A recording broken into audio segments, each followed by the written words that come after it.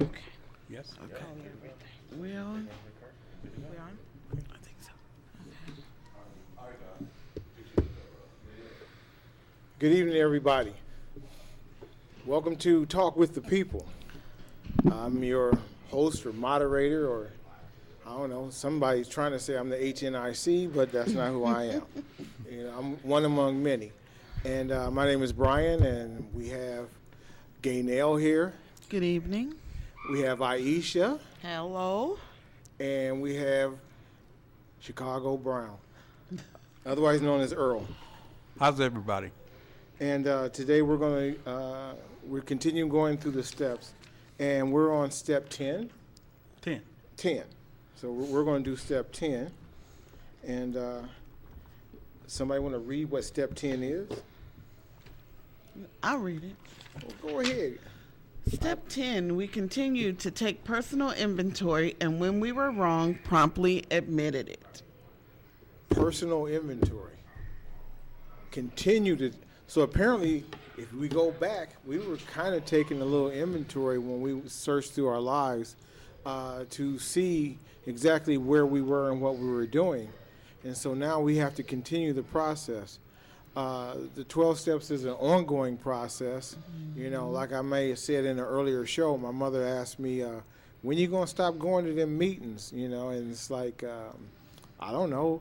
I love going to the meetings. I don't go because I have to. I go because I want to. And it's about continuing trying to better myself, and that's the process that I'm in. Always going to be trying to be a better Brian. I'm thinking I'm a better Brian today than I was yesterday.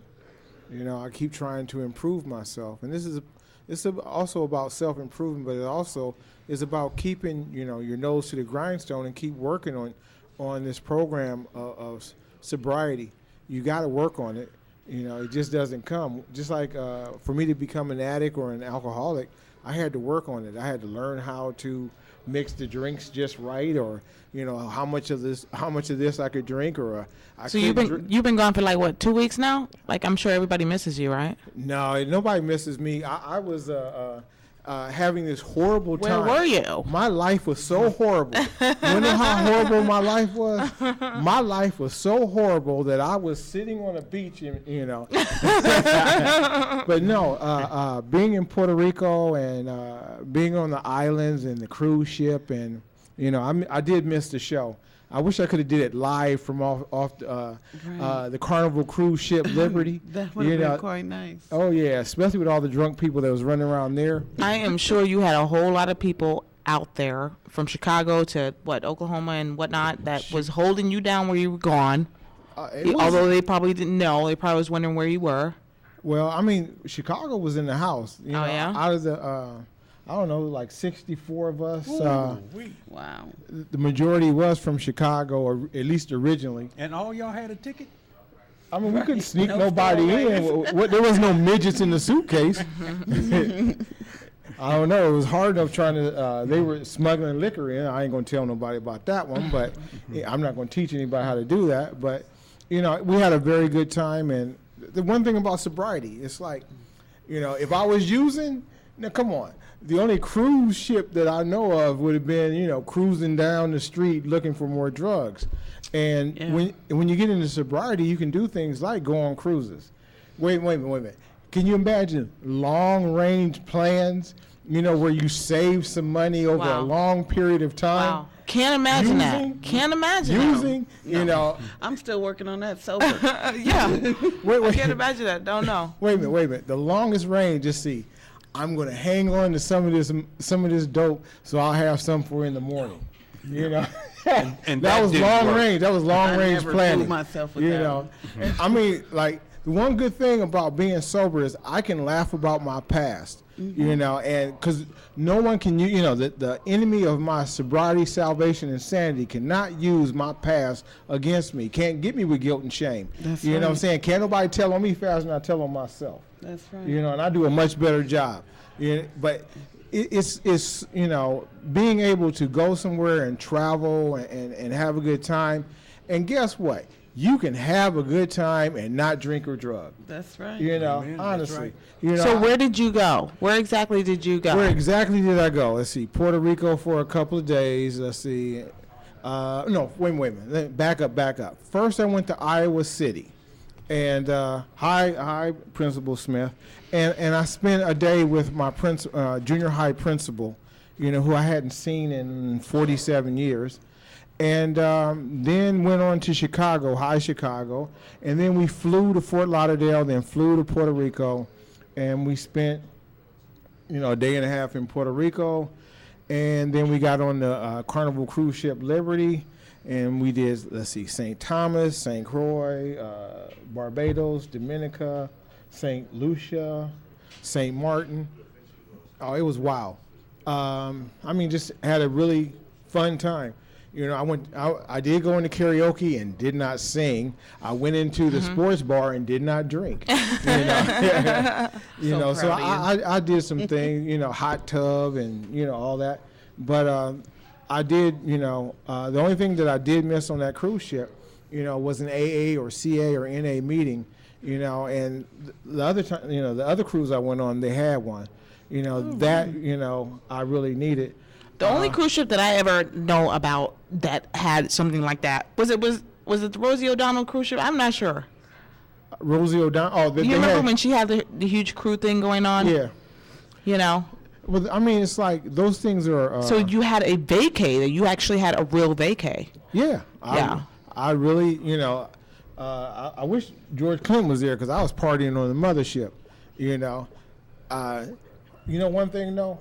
I can dance without being drunk, you know, even though it's kind of like barely moving, but, you know, I can just kind of move a little bit, get in the middle of the crowd and move a little bit. But I had a lot of fun. And like I said, everybody should, you know, get out and expand and see this world. You know, it's a very big, beautiful place. You know, when you're looking at blue water and beaches and, you know, it's amazing.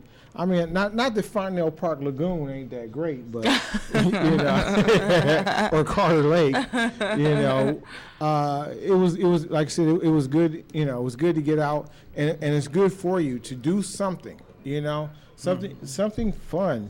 You know, instead of just, you know, walking around with a frown on your face all the time. You know, going back to step 10, wow. That's a big one. Now you're kind of making it fun for us. Now that we know that you went on vacay for almost like 10 days, and that kind of gave us a break too, to know that we don't have to consistently be struggling with staying so serious about, you know, life in general. We're glad you're back. Didn't know how we did it without you, but we definitely tried to hold you down as much as we could, and hopefully we succeeded in that. So just wanted to say that. Well, thank you. Apologize for interrupting. Well, let me give our disclaimer at the front of the program. At A Talk with the People, we are dedicated to being an independent outlet for discussions on issues that plague the individual and affect our community as a whole. This show is not associated with any religion, denomination, or recovery fellowship. We may freely speak from our experiences and our opinions from any source that leads to solutions. Am I calling you Gaynell? Apparently I am. Accidents happen. But anyway, the one thing about, you know, that disclaimer, though, you know, I mean, I am a sum total of all of my experiences, you know, and everything that I've taken in. You know, the good and the bad makes me me. You know, Earl, do you have anything that you want to start us off with? Well, and I try to be very careful to carry the message, not carry the mess. I have to be very careful that what I'm speaking is not coming from my disease, but from recovery. So to do that, I have to stay with the literature. And the literature says one of the first things we learn in the program is that if we use, we lose. By the same token, we won't experience as much pain if we can avoid the things that cause us pain. Continuing to take personal inventory means that we found a habit of looking at ourselves, our actions, attitudes, and relationships on a regular basis. Personal inventory, looking inside me.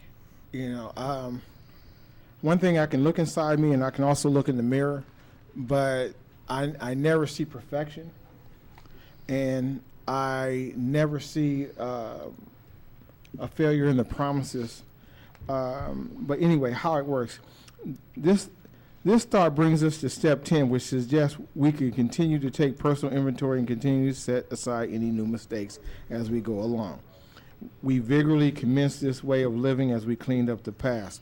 Now, this is assuming that we've cleaned up some things, and even at this juncture, no matter how many weeks, days, months, years, or whatever that I'm at, I keep finding, that dirt I swept under the rug, that bone that I didn't get out the closet. There's always something that we need to still clean up. And so once again, this step reminds us that, we're still in the middle of a process. We're not almost done, Right. I mean, no, seriously. But everybody think, when I get to the 12th step, I'll be finished. Yeah. And it's not like that. And there's no need for that.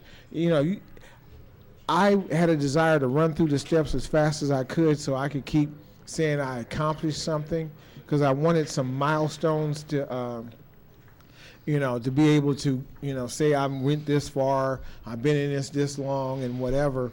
But it's a continuing process, and I got to keep remembering it. And if I was still, after however many weeks, days, months, years I am, that if I was still stuck on step 1, I would want to get it right. And so looking inside myself is always cool. But, and like I said, anybody who's taking inventory, when you take inventory, you do have a checklist, of all the right things you're supposed to have in place. Right. And so when you're looking and trying to see, well, what do I have in place? Let's see, do I have a sponsor? Am I doing the steps? How many meetings did I go to? Have I read any of the literature? Am I taking any suggestions that were given to me? Am I constantly checking myself to make, just like when you see people jogging and they reach over and they check their pulse, you got to check your pulse, far as, am I beating to the right drummer? Am I doing the right thing? Am I working? Am I progressing? So I have a question, Brian, for those individuals that are out there that are on step 10, because we are newcomers, some of us are. You said something that I made sure I made a note of. You said the right things you're supposed to have in place. By step 10, where are you supposed to be there? Like when it comes to the right things that you're supposed to have in place. I mean, just so we know, because we're newcomers, we're still going from step 1 through step 4, maybe continuing to repeat it over and over and over again, step 1 through step 4, and we're not at step 10, like probably major people that have been in sobriety for 18 years, 17 years, and so on, and as long as other people have, because we're at different places in time. Can I say something? So Yeah, go ahead, Chicago, Brian. Right things you're supposed to have in place. Literature says, and then I'm going to speak a little bit, through working the first 9 steps, our lives have changed dramatically, way beyond what we expected. When we first came to the program, we became more honest, more humble, concerned about others, less fearful, selfish, and resentful. But even such profound changes aren't guaranteed to be permanent. Because we have the disease of addiction, we can always return to what we were before. Recovery has a price. It demands our vigilance. And so if you answer your question of where we are, at this point, we have to continue to be vigilant on a daily and regular basis. When we say continue to take a personal inventory, I have to take a look at my whole day at the end of the day. When I take a little time for prayer and meditation to see if I offended someone, to see if I harmed someone, see if my motivations were incorrect. And when I go through that, take an honest look, and where I need to make amends, I had to make those amends. And at the same time, I can't always figure that out myself. My sponsor was saying it's good to have a 12-step, a 10-step partner, someone who has gone down this road of recovery ahead of you and can share some things that you sound off some things with, because they will tell you if you're right, you're wrong, or they'll just call straight bull on you. We need those honest people in our life. But the watchword is vigilance. Now, on this vigilance, constantly taking a look, okay? This is where the jumping off place is, as I can see it. Before we become vigilant over ourselves, I was vigilant and taking your inventory. Whoa. Right. I had my On the regular. flamethrower. Whoa. My flamethrower was alive and active, just like I was trying to defoliate one of the jungles in Vietnam. Okay, and it was getting sprayed. I was shooting all over everybody, and I was externally focused. The reason for everything that went wrong in my life was because my mother dropped me on the head when I was a baby. Something my father did, my uncle did, my sister, my brother did, my teacher did, my bosses did. But that's being externally focused. The vigilance that the program says, and this is where we have to be at, when we're starting to take a look inside of ourselves, okay, for some of the answers. I have to check my behaviors, my attitudes. I have to check my motives, and when I'm wrong, promptly admit it. Okay, now what did you say again? I'm sorry. Well, I was just going to throw in that I have a little bit of literature that I wanted to share, and then I had something that I wanted to talk about and take my own inventory and tell on myself today. It says here, although all inventories are alike in principle, the time factor does distinguish one from another. There's the spot check inventory taken at any time of the day whenever we find ourselves getting tangled up. There's the one we take at day's end when we review the happenings of the hours just past.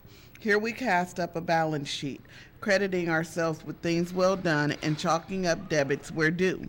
Then there are those occasions when alone or in the company of our sponsor or spiritual advisor, we make a careful review of our progress since the last time.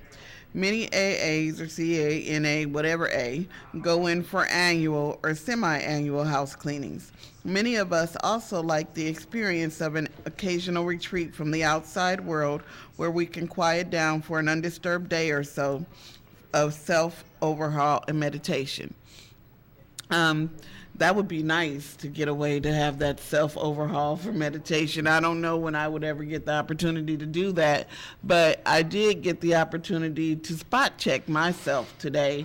And it just fits right in with what we're talking about, because now that I've put in this work on myself and practice and do my best to practice these principles in all my affairs, when I know that I'm doing something that I shouldn't be doing, I immediately recognize it now, and I immediately had to look at my motives and ask myself, why did you do that?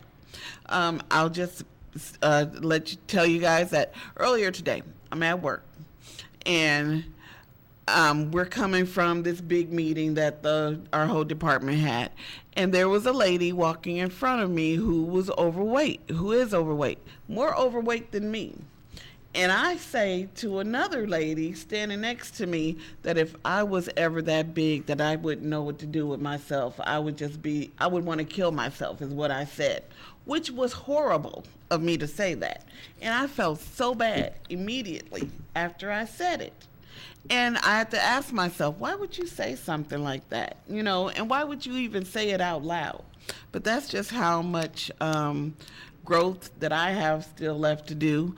That's just how spiritually unfit that I know I can be sometimes. And that just reminds me that I do have to stay ever vigilant and stay on top of myself and my behaviors and the things that I do.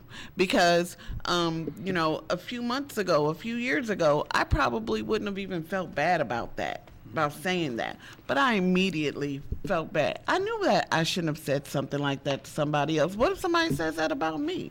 And then I had to think about it. Why would I say that? And okay, I got my own issues that I'm going through and with my weight. And me saying that about her, did that help me feel a little bit better about myself? At least I'm not as bad as her, you know? I mean, but that's the thing of it's an unhealthy thing of human nature where you try to devalue someone else to raise the value of yourself. You know, it's horrible, but we all do it. At least I ain't one of them. Right. You know, at least I don't look like that. Yes. You know, and it's like we're all God's creation, and no one really is better than anybody else. And I know that. You know, I sat in my. This doesn't even sound good. Anyway, I sat in the balcony of my room, you know, on the cruise ship, and looking out on the sea, you know. No, but I did some soul searching, and it was peaceful. All I could hear was the waves going and you know, it was a private time where I really looked inside. You know, it's like, you know, no, I'm not living up to what I'm supposed to do. You know, I did some, you know, kick Brian time, but then I did some, you know, at least I don't do this anymore. You know, I'm improving on this. You know, I need to focus on that. I started looking at some things I need to do. You know, I started looking for some solutions, Earl. You know, it wasn't all about let's beat up Brian or whatever, Right. or let's congratulate and have a parade for Brian, you know, or a party. You know, it came down to, you know, I need to do a little more of this, a little more of that, and I did some planning. You know, I had some confrontations, you know, while I was on the cruise where, you know, there was a day when I would have tore into somebody verbally and would have been a little bit more ready to, you know, to remove somebody's head from their neck, you know, and I'm just glad that, you know, I caught myself, and then I started looking at, you know, the person and what they were doing, you know, they you know, their issues are not my issues, you know, no matter what it is, and I can't get involved and allow them, you know, to have a piece of my serenity. You know, they can't put any waves. The waves are out there in the ocean, you know, and that's for the water to have those waves. It's not for anyone to have the ability to come and make those waves in my life. My literature tells me the 10-step can be a pressure relief valve. We work this step while the day's ups and downs are still fresh in our minds. We list what we have done and try not to rationalize our actions. This may be done in writing at the end of the day. The first thing we do is stop. Then we take time to allow ourselves the privilege of thinking. We examine our actions, our reactions, and our motives. We also found we've been doing better than we've been feeling. This allows us to find out where we have gone wrong and admit fault before things get any worse. We need to avoid rationalizing. We promptly admit our faults, not explain them. We work this step continually. This is a prevention, and the more we do it, the less we will need the corrective part of this step. This is really a great tool. It gives us a way of avoiding grief before we bring it on ourselves. We monitor our feelings, our emotions, our fantasies, I'm going to leave that alone, and our actions. We constantly look at these things. We may be able to avoid repeating the actions that make us feel bad. I like that line where it says that part about the more we do that, the less we use the corrective part of the step, because the more I'm checking myself, the more I'm taking my own inventory, the less things I have to promptly admit and apologize for. And that's a good thing, you know. Like I said, I don't normally do things like that, what I did today.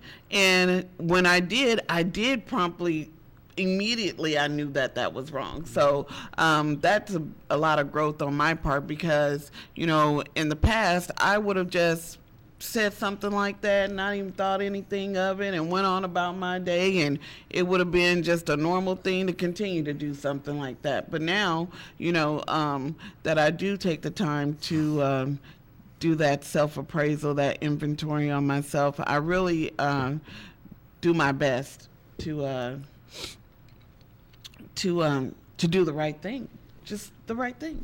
One of the deadly peeves is procrastination. And the other one is perfectionism. Oh, Man, you. and Yeah. see, that's the one that will get me. And I'm glad that someone told me early in the program is about progress, Right. not perfection. Right. I don't Yes. have to do this thing 100% correct. What That's the right. 10th step allows us to do is make that daily adjustment over what might have went wrong, or what we might have done wrong, thought wrong, or had treated someone wrong. Right. I don't have to be perfect. Right. And that allows me to be able to stay with the program, because I was that perfectionism which kept me so uncomfortable. And the thing about the perfectionism was this: either I was better than, or I was less than. It was no okay with perfectionism. But today I'm okay. Yeah. I can take my daily inventory, I can make amends, and I can go on, and tomorrow's the new day, and I can try to do better tomorrow than I did today. Yes. I am so absolutely glad that you said that, because I was just thinking in my head, I'm going, I'm still going. I'm a newcomer, and I'm still going on step 1 through step 4. And for those of us that are newcomers out there, in our heads, we're like, okay, there's individuals out there like you guys that are trailing on step 10, and there's some of us that are still going from step 1 through step 4.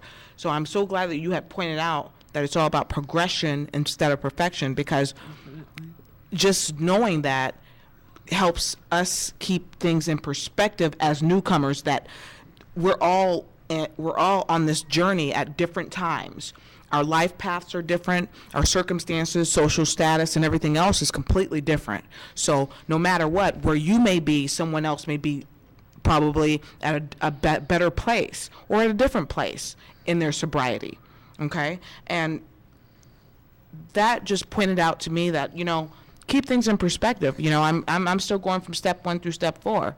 I really like how you had said about understanding being... when you're in step 10, understanding being externally focused. Because no matter what, sometimes we decide that maybe we'll discuss something or say something that is pertaining to us, but one of our character defects may be that we may say something pertaining to us, but we're saying something to call you out, and I think that's a character defect that a lot of us will continue to work on, and just know that, okay, you know what, that's one of my character defects, and it just let me know that to keep focused on the fact that my sobriety is not your sobriety. My drug habit is not your drug habit. This isn't a race. This isn't a game. This isn't, and that's one thing about AA that I have learned, even just coming, going to, APA in Texas, off of Martin Luther King. That's where I first initially started going to AA. I never went to AA, but I love the fact that I was able to go on my own, catch the train, catch the bus, and be like, let me see what this is about. You know what I mean? And felt welcomed, but I had to do that on my own. I didn't want anyone to take me. I didn't want to get pushed there. I didn't want no one to represent me as an alcoholic. You know what I mean? As an alcoholic, I wanted to be like, okay, if I decide to walk down to APA and Martin Luther King in Texas, Dallas, Texas, and ride the train there and show up, it's me and my responsibility, and I actually get to feel everything, experience everything as a addict on my own. And I think that for me, that was really important for myself. And I think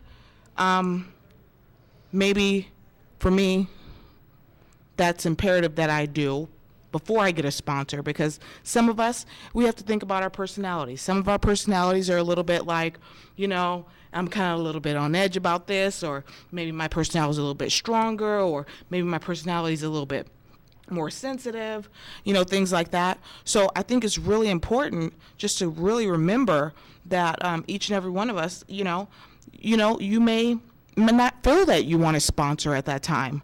You know what I mean? And I'm just talking and discussing from the standpoint of a newcomer. Okay. You know what I mean? Let me jump in here. Okay. If you're still dealing with, this is what I'm saying. I'm saying this, if you're still dealing with step 1 through 4, and you're still trying to understand the concept of boundaries. Okay, we had. If that's one of your issues, that could be one of your issues, and just in life, in your life as an addict. If Okay. you understand what I'm saying. Okay, this I'm going to say this, and in the way I feel, the way I felt, the way I thought, the way I was always Gaynell, the exception to the rule. Right. I was Definitely. always, when you're a newcomer, Aisha, when you're a newcomer, Yeah. you will always feel you're the exception to the rule, and I'm different. And Absolutely not. no, I'm just wait. Oh. Let me go. Okay, so when a group of people will tell you you need a sponsor, and I'll think, well, I don't need a sponsor now. I don't need a sponsor. I need this, and it's about wait. Okay. It's like the kids nowadays talking about turn up. Well, we're on turnover. And Right. I need somebody else about certain subjects to take over for me. And no matter how much I think I've got control, I need somebody else to control one small area that I think I got so much control over. Okay, because I'm not sure. I understand that from your standpoint and your point of This view. is not me. This is everybody. Okay. Well, I understand that from that standpoint, and that's that general standpoint and that point of view. But I'm just 34 years old. So for those individuals out there that's probably 15, 16 years old that are alcoholics. I mean, I just went to an AA meeting that this guy who's my age now, he started drinking when he was 13. Or you have those alcoholics out there that are 15 or 16 or 23 or 24. For us individuals, we may have had problems and issues based on rebellion, based on fighting against authoritative figures. I mean, you never know what type of issues that But none of lie that is behind. new. But what I'm saying is, I'm just saying this is like my story. Where can you go? Right. Go ahead. So for me, it's like, for me, and I'm not saying, and I can't speak for anyone else, I can only speak for Aisha, is that I feel better with having a mentor first. I feel better with having someone, because I'm not knocking, you know what I'm saying? I mean, this is not competition or anything. I'm just saying I'm not knocking sponsorship. I'm So not. who's But what I'm speaking? saying is for Who's individuals speaking? who are just Who now is trying speaking, to. recovery, or is that your disease talking? This is okay. This How is do you my know? disease talking. This is Oh, my disease let's be talking. clear. Because I'm new. I'm thinking about wanting to change. I'm thinking about my recovery. I'm thinking about maybe going to AA. I'm thinking about what is this all about. I'm thinking about, what are these people about who's talking about sobriety? Okay? I'm there. Okay? I'm not in recovery. It's my disease speaking. So I'm there. Okay, let me just say, read this. Just for the day, I would have faith in someone in the program who believes in me and wants to help me in my recovery. Why not open yourself to allow us? But you cannot to push help you? anyone No, in I their didn't say- recovery I or didn't their say sobriety. push. There's no push. I Okay. say allow us Right. So to share our experience, Right. strength, and hope. Right. All that you're saying is not new and is Right. not unique. And I've been rebellious. But for individuals, against my family. individuals that are mentally okay, like you have a dual diagnostic effect, you have a mental illness and you're an addict. Okay, for those individuals that's out there like that, like myself, Or like okay, myself. okay, Or like I'm that's bipolar. right. I am depressive and That's- I'm manic. That's and like I myself. Have to check myself Those on a are regular issues that basis. we want to deal with, that I need to deal with first. Is okay. I need to learn how to understand what boundaries are about, because not only do I have am I addicted to alcohol, I have a mental illness. So in my mental illness and in my mental illness treatment, I'm learning all about boundaries and codependency. Let me give you a boundary. Don't cop. What do you mean? Don't cop. Don't buy drugs. Don't buy alcohol. Don't use drugs. Don't use alcohol. That will. I'm not on step 10. I'm not Well, even. no. you know, on step No, 10. we're not talking about That's- step yeah, 10. that's step one. Okay. We're Step just one. talking about being in the program and trying to find a new way to live. If you don't cop, if you don't use, if you don't buy drugs, and you don't buy alcohol, your recovery program gets better as well as your mental health Okay, gets but better. no one or anyone, but and that's, I guess, one of the steps is that no one has control, and you have to relinquish that control to a higher power, correct? Correct. So that means no human being can tell you exactly or have any control of exactly where you are in No your one has- sobriety no or one- your no one recovery. But I has- can Or if you suggest decide to you make that step. if you don't cop, you won't use. See, the whole thing is, it's not a sponsor. When you say the word mentor, there's not much difference between a mentor and a sponsor. There's not much difference between your counselor and a sponsor. There's a whole, they all kind of overlap. So it's like you don't have one sponsor, you probably got 5 or 6, and you don't really realize it because they don't wear the label sponsor. But the whole thing is this, everybody's making suggestions, no one's making demands. Just like, let's say I ask you to call Gay Nail, that's a suggestion, and in time you will do it. Gay Right. Nail is not going to push you, to call her. Absolutely. She's going to wait for you to call her. Absolutely. And so the difference between a counselor is or a therapist is you make an appointment, you go in and they talk to you. Right. The sponsor is going to wait for you to But make you the have move. control as under your higher power, as what I'm understanding being in AA is that you have to relinquish, I don't know what step that is. You understand that you're relinquishing control to your higher power, which is not yourself or not any other human being on this earth. I understand that's one of the steps in AA. Okay? For me, So what is it called? An acronym. A sponsor is a sober person offering a newcomer suggestions on recovery.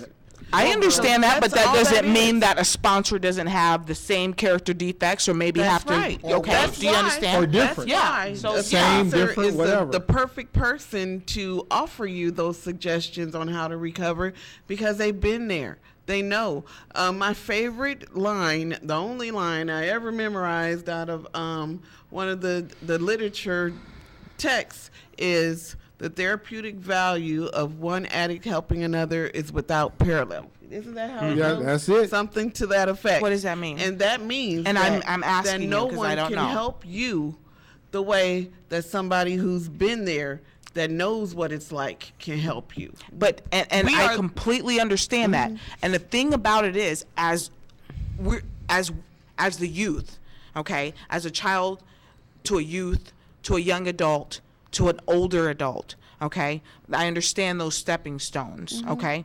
So some of us may not just be like, we're gonna jump on the bandwagon and do everything that you No, we want us don't- to do. Right, You know right, what I that's mean? right. Right. And let me we just get say, that. Right. let me say You know, one, that's read going- one little go- line. go Please this- let me read this. Read that. Just for today, I will have a program. I will try to follow it to the best of my ability. That's right. And that's all you That's can do. all that we ask. Yeah. I'm going to tell you this. In time, not day one. I didn't have a sponsor day one. Matter of fact, I was 7-8 months clean.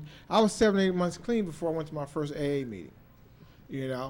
I was chewing my fingers and fingernails down to I was eating fingers, but I didn't just jump right in and I didn't follow. I always felt that I'm always the exception to the rule. It took near relapses to get me to the point where I was teachable.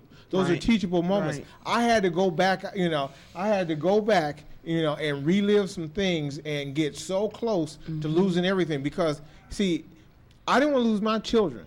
You know, and I had fought to get my girls, and I had custody of my girls, and I was not going to lose my girls behind a drink or a drug. But then when I'm trying to resist, I'm not going to do it your way because I have a better way of doing it, and I want to do it my way. That's wait, okay. let me go. Okay. I'm talking about me now. Okay. You know, while I'm resisting doing things the right way, or no, the way they wanted me to do it, and I'm trying to do it my way. I kept having these near misses, these close encounters, you know, because I was determined I can hang out with the same people that I used to hang out with. I'm just not going to use. I can sit in the room while they sell crack and smoke crack. I can sit here while they smoke weed. You know, I can go to all the bars, you know, all these things, you know, I'm trying to prove, which was futile. And yeah, if I did, why send myself through it? You know, just to prove that I'm the exception to the rule. So, you know, when you're talking, I'm going to keep, you know, in my mind, I'm just going to keep focusing on early sobriety Brian, who always wanted to prove that he was the exception to the rule. Yes. In using crack cocaine, I was always the exception to the rule. I could go to sleep with crack in my pocket, which made me a better addict than somebody else. I was always, you know, I remember, you know, I could sell marijuana and not smoke none for 30 whole days. You know, I did that a few times and thought I was somebody. You know, and it's like, why? You know, it made, you know, these little milestones of stupidity that I was doing made no sense. But in my recovery, it took me a long time. I didn't have peace until I turned it over and I trusted somebody. I met somebody that I truly trusted and I turned it over. Then when that person died, when Jerry died, you remember Jerry? When Jerry died, you know, it's like, all right, now what I do now? You know, and then, you know, I had 3 sponsors die.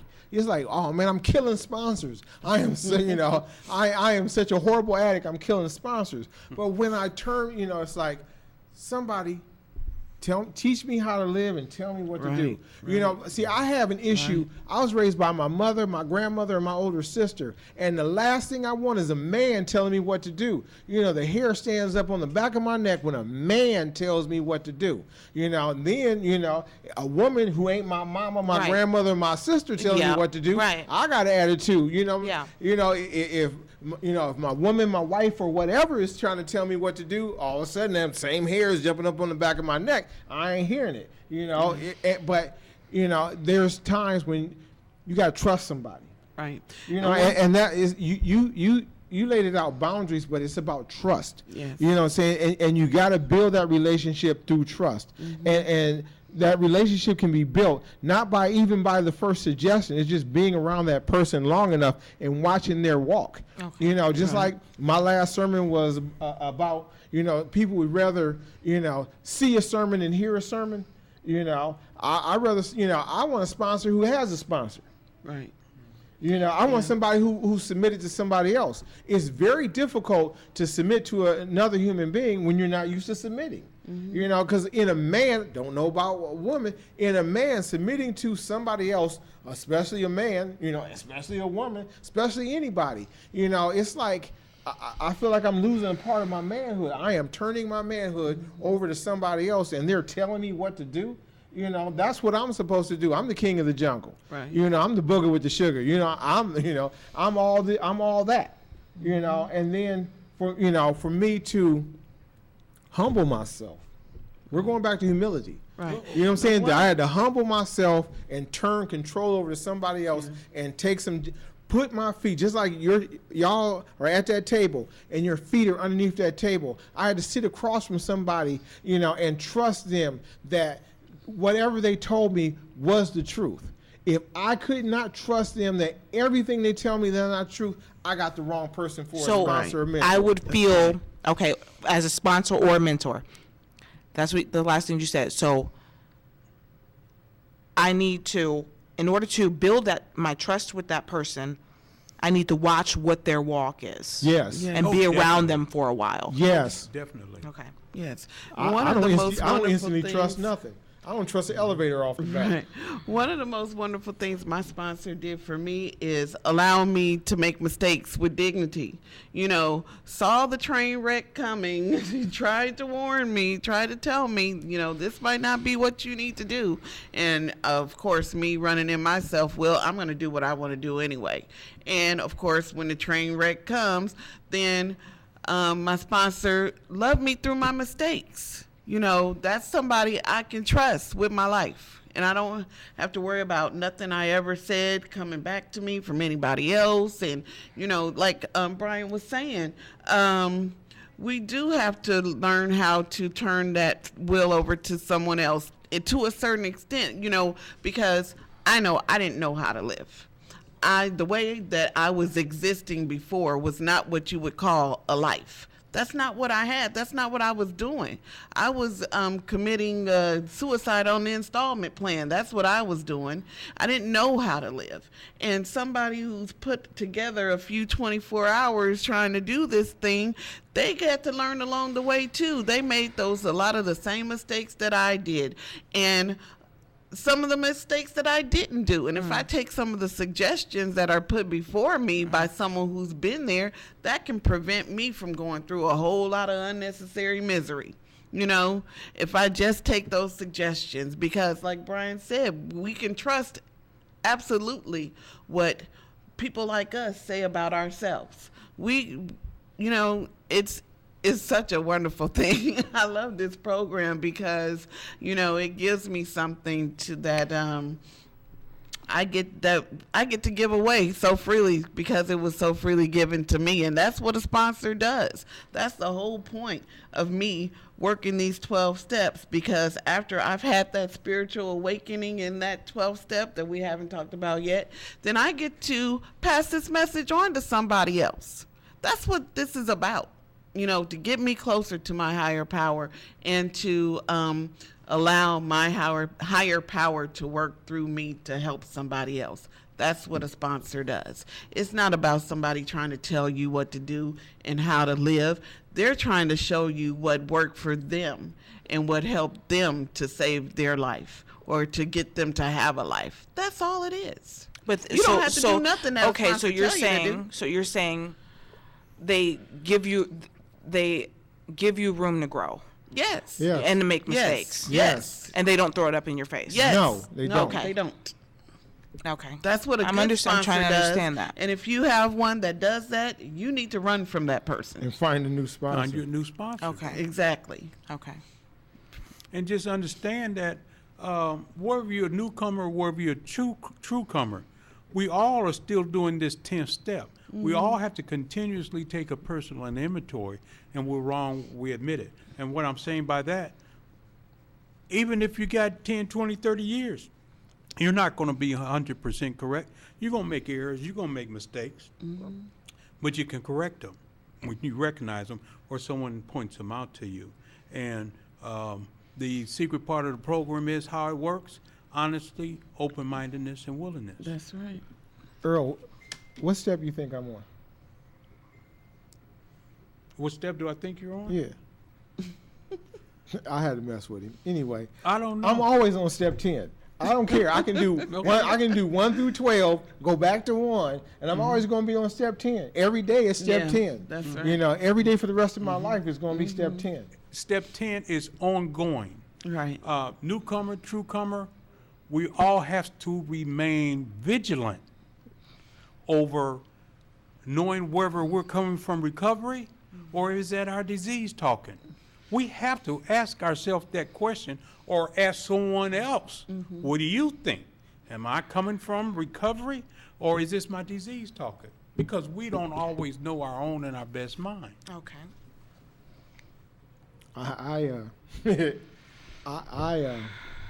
My disease jumps up. I'm telling you, my disease knows karate. You know what I'm saying? Jiu-jitsu, MMA, boxing. You know, my disease is tough. I'm telling you. You know, and it jumps up and jumps in the way.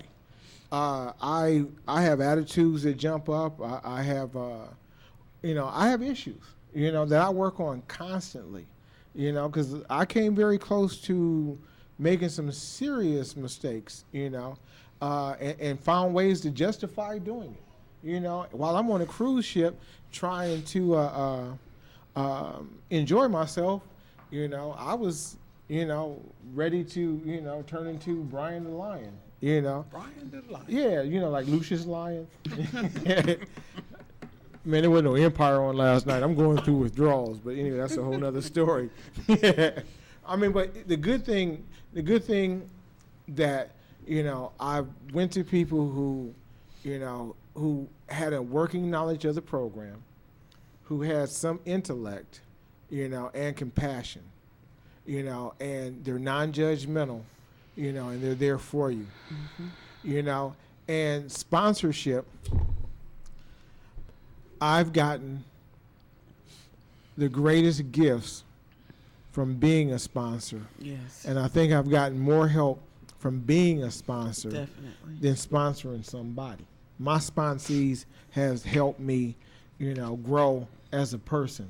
And everybody who's listening, you know, especially in Chicago, and I hope my pastor is listening, Iowa City, Portland, Oklahoma City, you know, I hope you're out there. The one thing, this program is for anybody. You know, you do not have to make it about drugs and alcohol. If everybody lived these steps, you know, and worked these steps and looked inside themselves, you know, I used to, not anymore. You know, I sure wish you become an addict or alcoholic so you could have to work these steps. So you wouldn't be such a miserable, mean, you know, Right. person. Yeah. But I've grown past that. But there are people that you wish would take, you know, would go through these steps. You know, today I had a lady, you know, fussing at me, you know, about a free ride she got, you know, because I do medical transportation, and she got a free ride, and she was mad because I was 5 minutes early, you know, and then I gave her a ride. Then I picked her back up, and I had to wait 15 minutes for her, and you're only supposed to wait 10 minutes and you can drive off. But I waited 15 minutes for her. She had an attitude, you know. She got out the van and wouldn't shut the door, you know, refused to shut the door, you know, and laughed and was evil about it. And it's like, and she's in a recovery situation, you know, that she lives in. And, you know, I had thoughts run through my head, but it was have a nice day, Yeah. you know. More than anything, I feel sorry for people like that. Yeah, that's really, I mean, I really, you know, you get a free, you complain and you got a free ride.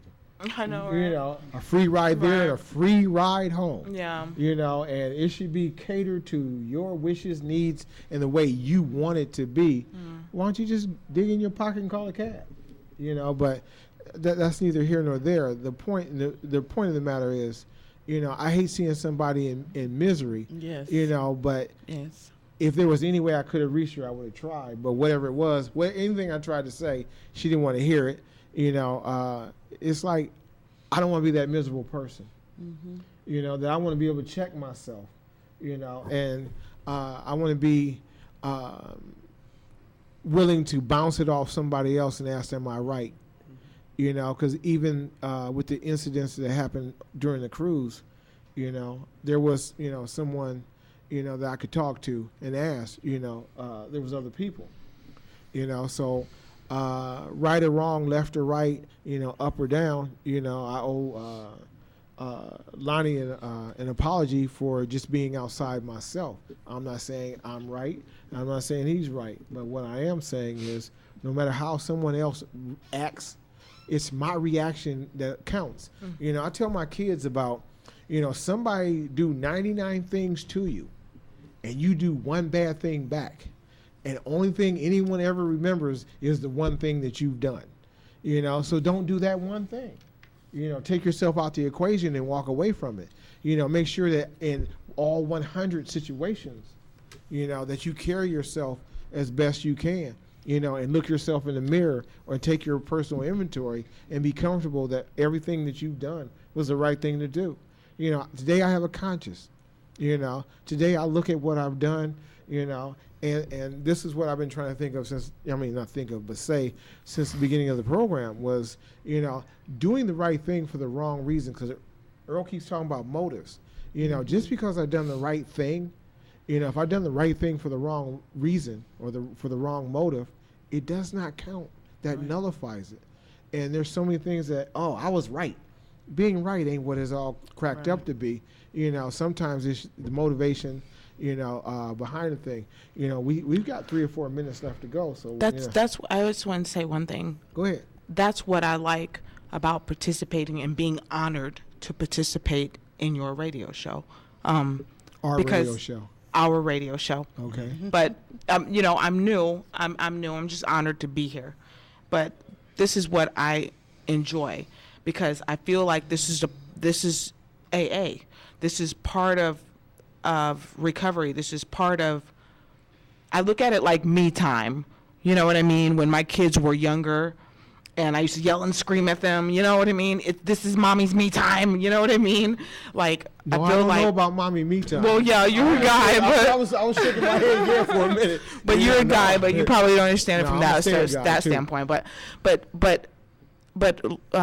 to be all honest, just it allows me to be myself. It allows me to continue to stay down to earth and be in tune with my emotions, and know that whatever comes out, let it come out, and be ready to accept feedback, constructive criticism, constructive feedback. And that's what I like about being a part of this, it is that experience, because I'm learning, and I'm always feeling I'm learning and I'm growing as a young woman. So I'm and as a young mother. So I'm always like, okay, it's exciting to feel that you're learning something new, that you're changing, you're moving in a different direction than where you were. I'm not where I want to be, but I'm not where I was 6-7 years ago on the streets making horrible self-destructive decisions. So I cannot push myself to think it's going to just be 100% okay. And I just love being a part of this, because it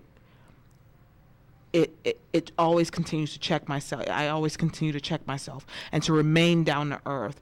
And that's what I was. I didn't mean that by that, but that's what I meant by boundaries, is that I'm in my recovery, in trying to learn this recovery process as an alcoholic is, boundaries is important for me.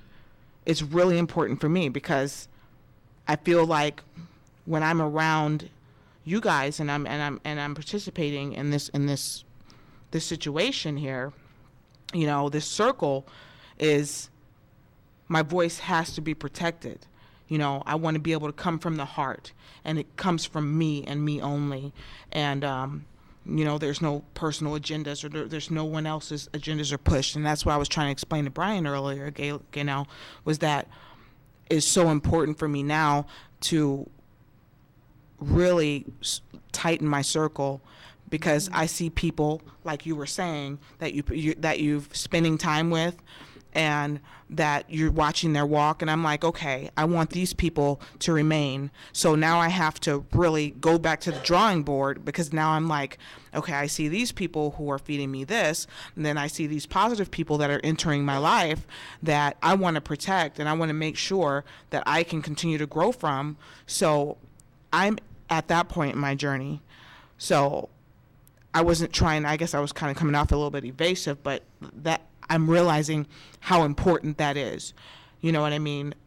The whole importance of having individuals at this time in my life to protect my boundaries. Can I throw something in here? Mm-hmm. I hope you understand this, though. Aisha, you make the show. When you're here,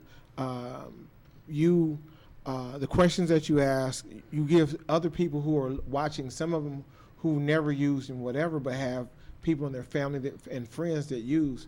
They get to see some day one stuff. They get to see some, progressed person, progressing people. Right. They see the difference, and that's why, earlier today he's like, what should I read up on and whatever. And it's like, I want you to come here raw, fresh, and not prepared, and as you hear what we're talking about, your response, helps give other people, I'm telling you, I hear this all over the country from people that, listen to you, that, they feel your honesty and that it's not rehearsed, and that's what they like about this show. Because I didn't rehearse this today. I came in here and we started trying to do this, and that's what this is, an honest program, that we're doing, about a program of honesty, and I appreciate, Gaynell and Earl and all their contributions, and everybody here contributes, because we have, varied experiences, and, it makes the show, good for people who are trying to gain that understanding of what the process of recovery is. Yeah. So you are appreciated. You're also I respected. appreciate you guys. I from what I gathered from that is that every single one of our personalities is reaching out to, like you always tell me, is reaching out to, individuals out there that's, suffering. Yeah. So I'm totally getting it. I mean, just I guess little by little, but I get what you're saying. Well, you're it's like I said, we're all improving, so you help me improve. You make me better, Gaynell, you make me better. Earl, you make me better. My life is so much better because I know the three of you. And we've ran out of time, because I can go on. That's one thing I can lay it down, but we have ran out of time. I'm so glad that we did the show. I hope we continue to do the show.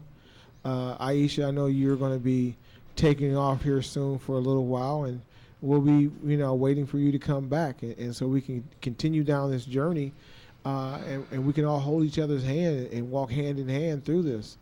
We can pulling ourselves out of the muck and mire, and to be that example to someone else. The whole thing is, one addict helping another.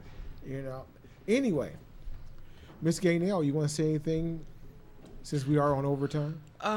Well, I just want to keep it short and sweet. Very good show tonight. Very provocative discussion that we had. Put a lot of good things in my heart tonight. So I'm glad to be a part of this, and you guys all make my life better too. So I'm honored to be here tonight. Chicago Brown. Well, I'll said it before and I'll say it again. The newcomer is the most important one. Most important, yes. And I, like you, Aisha, this program is helping me to be better today than I was yesterday. Mm-hmm. And I'm just thrilled to have this opportunity to be a part of this dialogue. Well, at a talk with the people, we're here. Like I said, we'll be coming live, and we'll be able to take calls coming in soon. We're working out some bugs on a few things, and the show is only going to get better. Anyway, good night, everybody. Work on your recovery. Do the right thing. Help others. And good night.